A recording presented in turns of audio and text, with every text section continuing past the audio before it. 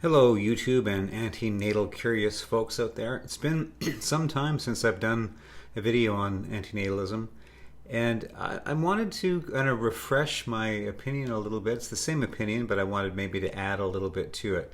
Number one thing I think that the antinatalist philosophy suffers from is naming. It's a bad name.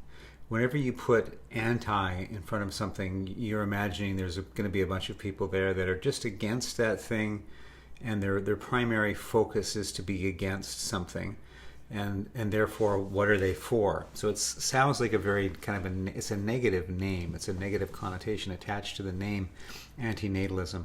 I think if you started a conversation with somebody and they said, well, you got into the weeds a little bit with them, and they said, what do you believe? You could say, well, I believe in responsibility.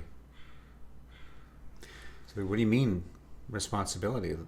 And you could say, well, I believe in total responsibility. In other words, I don't want to be doing things to people or animals that I think could be harmful to them, and I would rather do nothing than to do something harmful. I think that would be more responsible than acting and doing things that we don't know the consequences of. Would you agree? I think most people would agree, like, yeah, that's actually prohibiting yourself from doing things that may be harmful to other beings, regardless of whether you have a vested interest in doing those things. That is the most responsible stance to take. So I'm a pro responsibilist.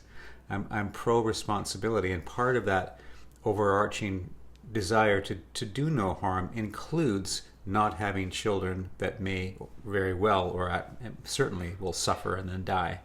So I think renaming and reframing this word antinatalism into something like pro-responsibility is a good start.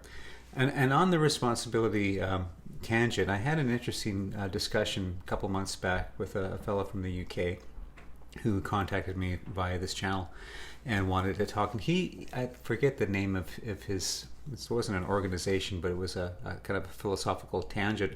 Something like, what the heck was it again?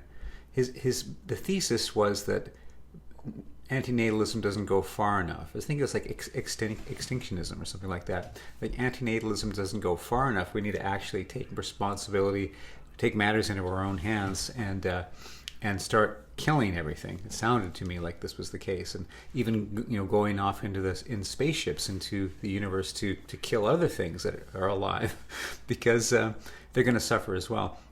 Now the problem with that, for me, is we don't know that every form of life in the universe, if there is any other forms in the universe, we don't know what their state of consciousness is like. We don't know whether they're happy to be alive, whether they're generally happy to be alive and they're not suffering the way we are.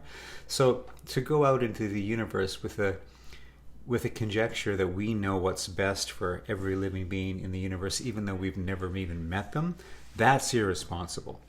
So that wouldn't land under the umbrella of the responsibilist, right? Antinatalism, on the other hand, would, because you're thinking, well, I know the consequences of a human life pretty well. And I also know the consequences and the impact of human beings on other sentient beings, having to eat them and whatnot. So it's a pretty good bet that you're just stopping yourself from creating more human life, and there's no downside to the life that's not created. They're not going to suffer. They won't know the difference. So that's what I have for you today. Just a reframe of the word antinatalism into something more positive, something that can engage people conversationally a little more easily, and then